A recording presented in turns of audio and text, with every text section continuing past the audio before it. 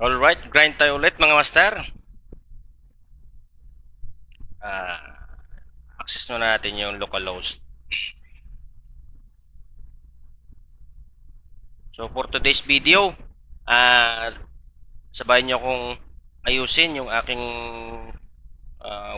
plugin na na-remove sa WordPress plugins, no? Ito yung content natin ngayon.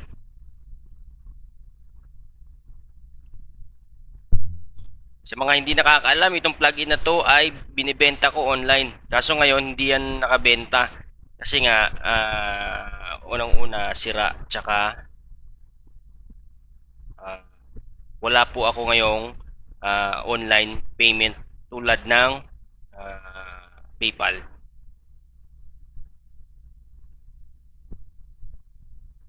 Ito yung mga plugin na binibenta natin online pero ito ngayon ay hindi active. Yan. Ito yan siya, oh. Ito yung free version niya pero kung bibilhin mo, ito yon. Nasaan na ba yung paid? Ito yun dito. Ito. Ito yung layout number 1. Ayun, $11. $11 yan. Kung malalaman nyo yung mga ano niyan, makikita mo yan sa ano eh, kung magkano na yung income. Dati, kung magkano na yung nabenta ko dyan sa plugin na yan, tingnan natin.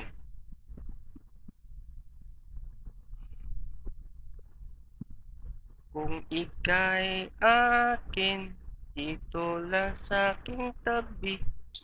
Mukhang maganda yung music background ni Elias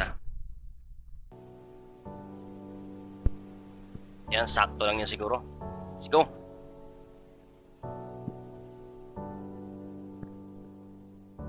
So, open natin yung mobile menu. Yun.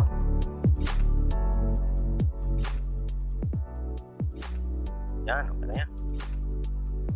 Mukhang wala tayo may na-internet natin. Siguro, proceed tayo dito. Ito yung plugin. Yan, itong plugin na yan. Ito yung plugin. Ito yung dashboard niyan. So, para magamit mo yung dashboard niya, kailangan mong bumili ng kanyang paid plugin na layout 1. Pero may default layout to, i-configure natin. Tapos i-check natin kung pasado ba yung mga codes niya. Meron ako in-install na plugin. Itong pangalan niya ay plugin check. Yan. Tapos may nakalagay dito sa dulo, check this plugin. Yan. Kung i-check natin, yan, may mga may mga option siya kung anong gusto mo i-check. Ayan yung mga errors niya. No? Yan yung aayusin natin. Mag-research tayo dyan. Madali lang i-fix yan. Tagal mag-open ng ating order. So, implement natin yung plugin. Implement natin to. Para ma-implement ito, access na natin yung website.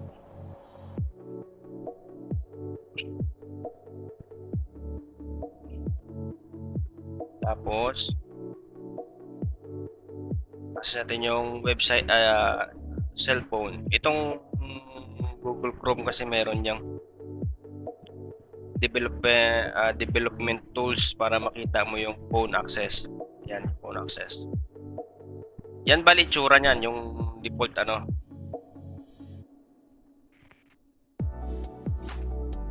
may error. Ba't walang ginawa? May error ang sa team. Ito yung mobile menu ata ng team. So ilalagay natin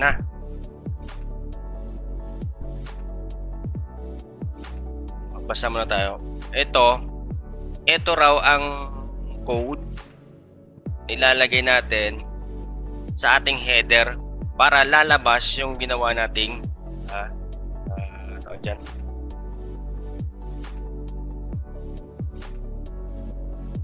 Lalabas yung ginawa nating menu. Access tayo ulit dito. Recently open. Yung recently open natin ay ito. Beta. Open folder. Dito tayo sa plugins. Tama, dito tayo sa ano, sa theme.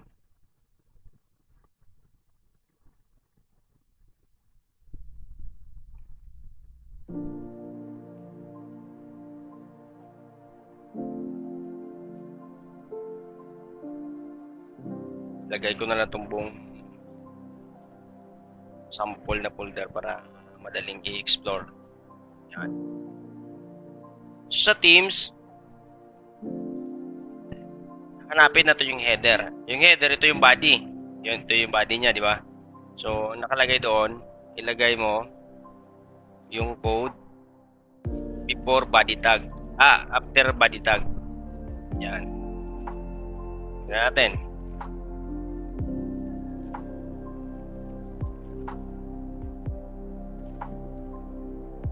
Itong header na to ay kay ano to? Kay ito yung sa atin naka-hide, di ba? Ito yung default theme. Ngayon naka-display na nitong ating theme. Bakit siya naka-display na? Tingnan ko nga. Dapat nito kasi may ano to eh. May default ano to eh. Bakit hindi siya? This setting is just for the need to purchase available ano. Okay. Naka-activate naman.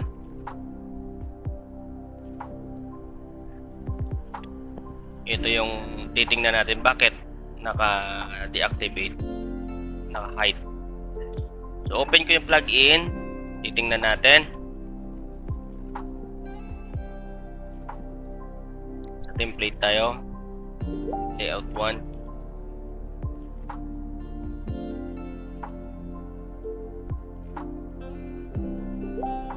Menu, primary menu.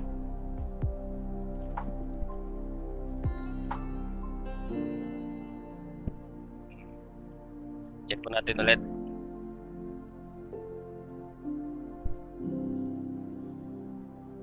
May menu na rin naman tayo dito. May menus na. May menu na. Ito pala, click natin primary. Yan, hindi pa naka-primary. Hindi nga. Wala pa rin. Bakit kaya? Primary na rin naman siya. Okay. Siguro maganda nitong improvement nitong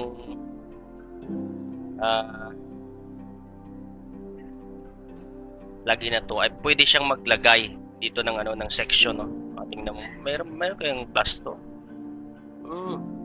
Pwede siyang maglagay dito ng section na automatic andyan siya agad. Pero sa susunod na since ngayon may error yung plugin, yan yung ano natin, yung priority. Bakit may error siya?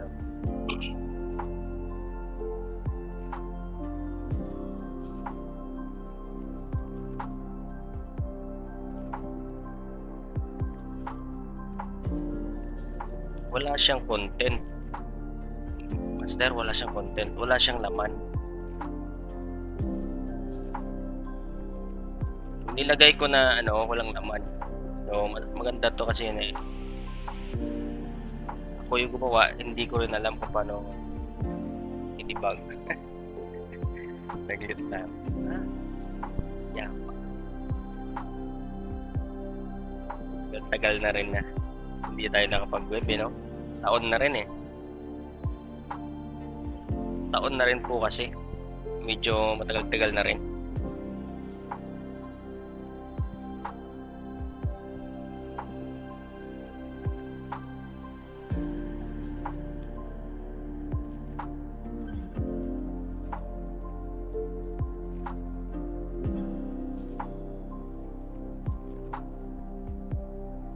Hinahanap po natin dito yung in-insert na content ng aking plugin.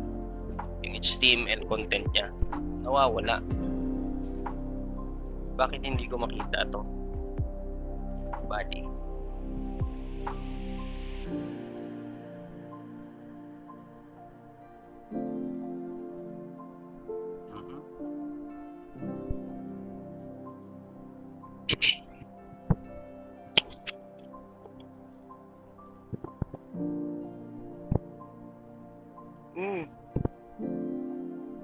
Hindi nakikita yung aking ginawang ano. Ito ata yun eh. Bakit hindi nakikita? Bakit yan? Ito yung pinakamagandang part. Master, pinakamagandang part ng pagdidebugging.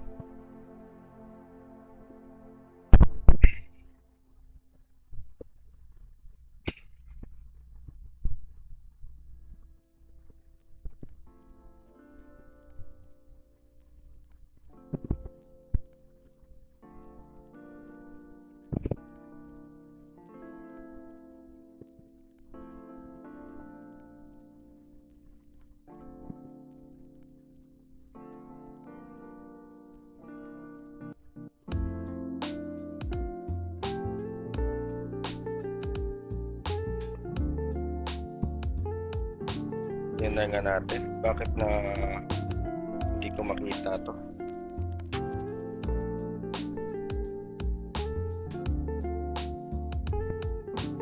Ay, na-override. Na-override yung ano ko. Ano bang gamit ko ngayon? Child team ata ang gamit ko eh. Tingnan ko nga. I-beta yung ano, main.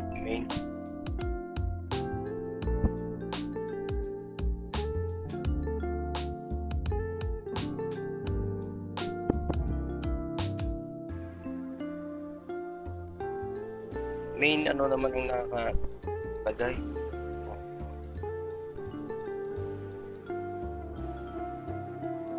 Nawawala siya oh.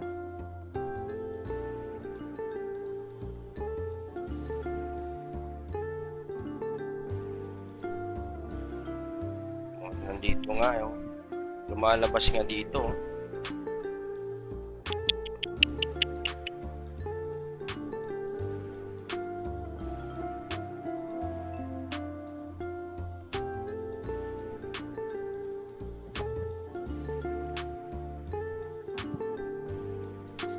So matinding ano to? Matinding debugging to.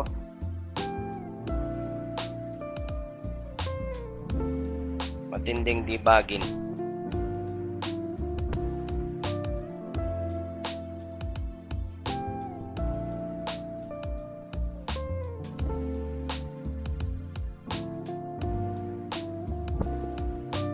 I-check natin ng malalim mga master. Dito, naka-display na nito eh. Sa GS.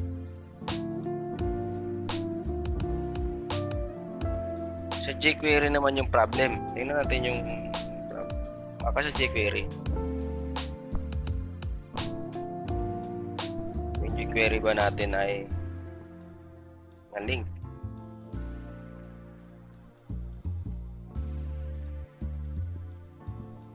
Yung mga jQuery ko dito.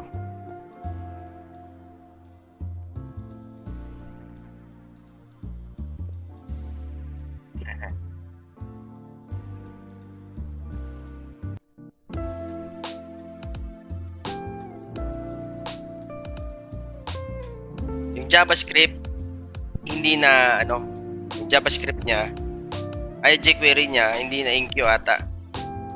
Subukan nating tingnan kung na enqueue.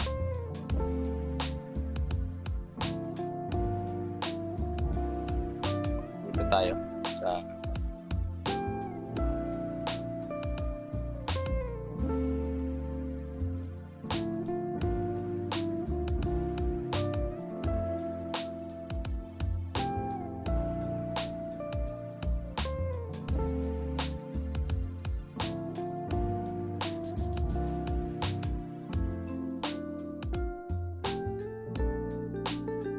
naka-enqueue naman. Bakit kaya hindi siya naka-enqueue?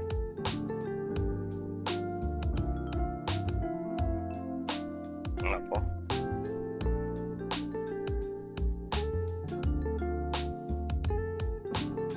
Walang jQuery lumalabas.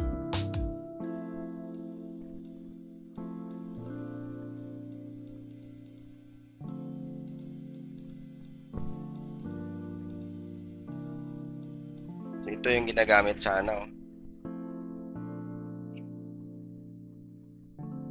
So walang JavaScript, no? JavaScript ang nawawala.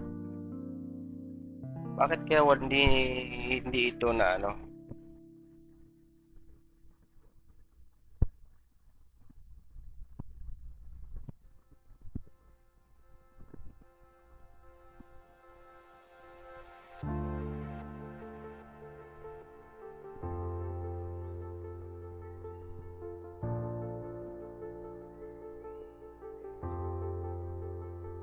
Register.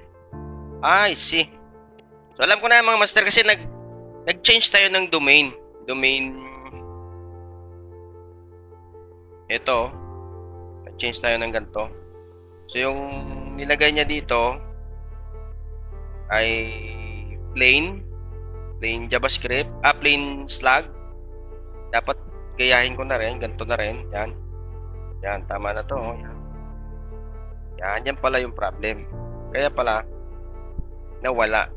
So at least ano ko na. So kailangan ko pala itong talagang kailangan ko pa talagang tingnan natin. Yan na. Very good. Ito po yung plugin natin. Yan Yan po yung plugin natin. Bakit no selected icon siya? It should be default kung mayroong primary naman. Body pa English tayo. May primary naman Yun. May primary content naman. Bakit siya hindi connect? So, kailangan natin i-debug ulit. Check natin yung template.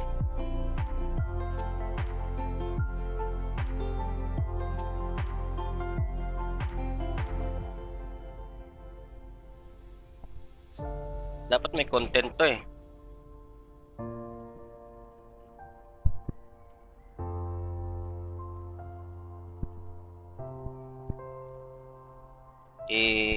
print R na dito. Print R. Para makita natin yung laman nitong args. Dito kasi nakalagay yung mga data. Array.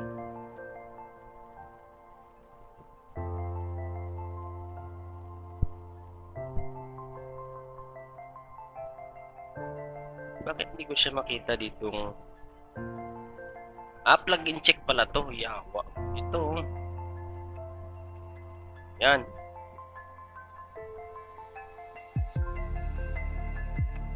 Ito yung print R niya mga master ito na print R niya. Ito yung mga content.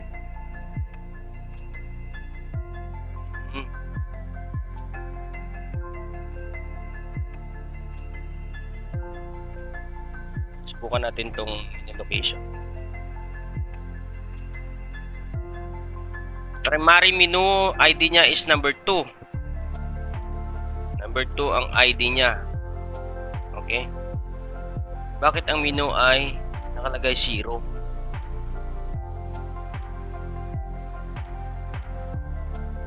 I see. Dito naman nagkakatalo sa value ng nito. Ang value kasi nito primary, ang input value niya is 2. Yan input value niya is 2.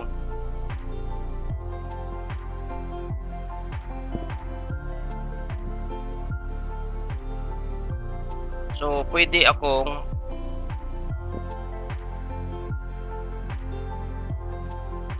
ito na yung updated na coding ng WordPress. So simple lang yan mga master, simple lang. Umabot na tayo ng mga 20 minutes, no? So, okay lang yan. At ako naman ay nag-i-enjoy. So, gagawa natin ng dalawang coding. Kung ito ay 0, dito siya kukuha sa primary menu. Okay?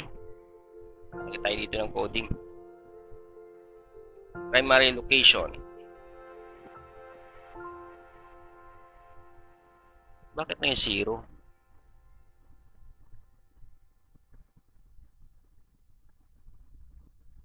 Hindi ko talaga mag-gets tong na to. Coding ngayon. With ad-free listening, song downloads, and more on the YouTube Music app.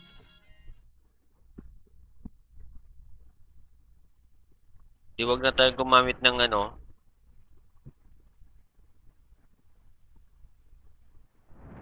Primary. Ito na lang. Bakit pa tayo gagamit ng primary? Ito na lang direkta. Di ba?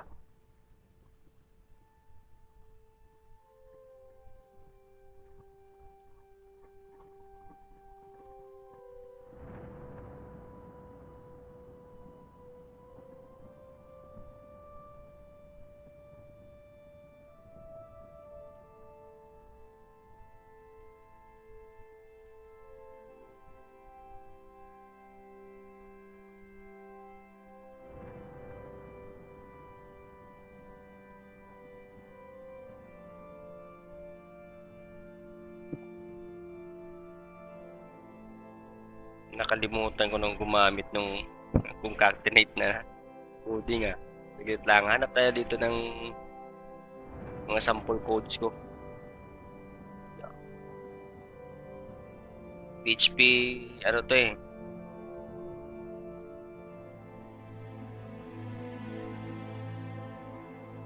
Research tayo, PHP shorthand F. Yan.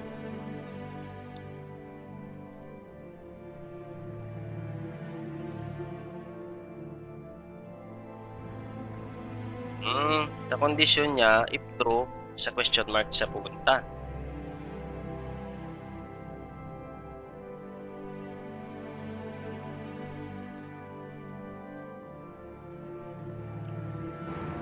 Condition, true, and false. Lagay natin 0. So, gagamitin lang natin dito ay primary variable. Okay.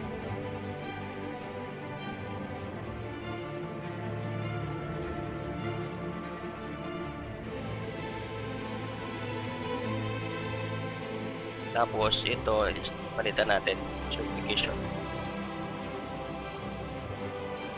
Okay na.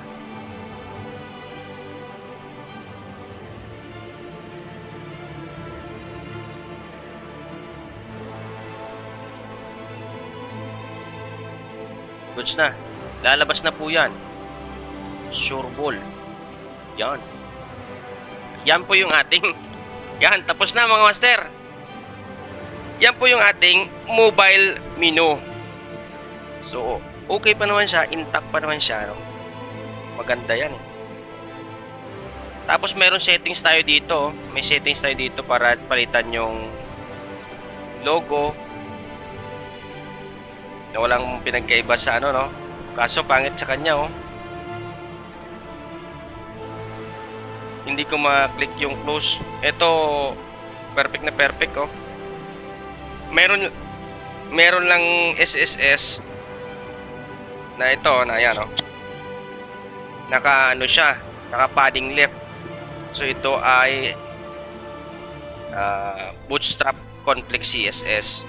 Pag ganyan, gagawin natin dyan, hanapin natin tong CSS nito, update natin yung styles ng ano plugin, assets. Dito tayo. May minified CSS din naman tayo eh. Saka na tayo mag-minify. Yan o. Dito ilalagay natin, i-remove natin by force. O. Padding left. 0. Yan. Para yung space dito sa left mawawala. Ay, hindi ko maala yung padding left na. Ano siya? Dito pala yan oh. Naka ano pa. Sige lang. Minify natin yan pagka natapos na yung website. Yung plugin pala. Hindi pa updated. Hindi pa siya updated oh. That mean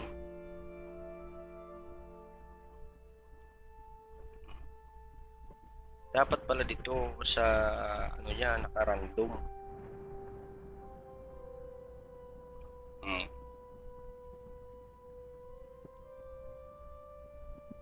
Bakit wala pa?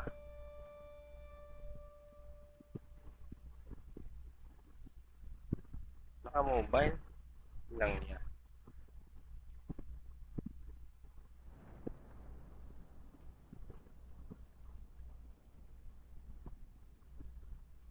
Padding. Na. Ito na.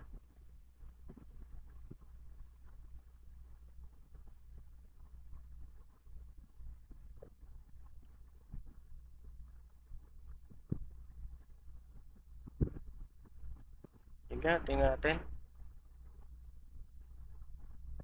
Updated na to.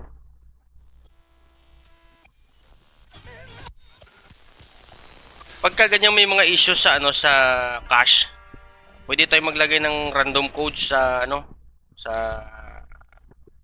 ThinQ. Tingnan natin para nagbabago lagi yung codes niya. Wait lang. Medyo natagalan tayong ayusin yung natin layout. Ito yun register IncuScript.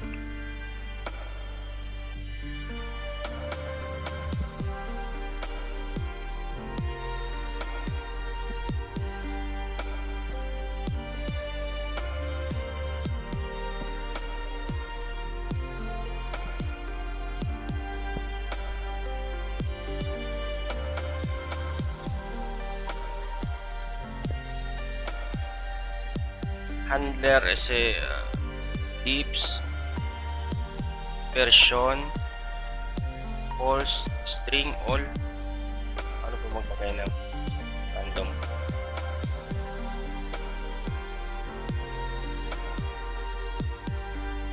Media all. Dip lang. Tapos yung version niya false. Yawa na. Hindi niya kasi Control F5 nyo na lang para ma-remove yung yan na-remove na yung cache nya.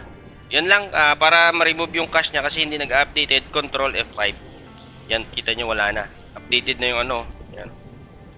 Wala ko pa sanang lagyan ng random number sa dulo ng So yun po yung nya, master. Yung ating plugin gumana na. Ang kulang na lang gawin natin bukas o susunod na araw ay i-fix itong mga error na to. Okay? Yan. Tama na muna to sa ngayon at tayo naka 30 minutes na.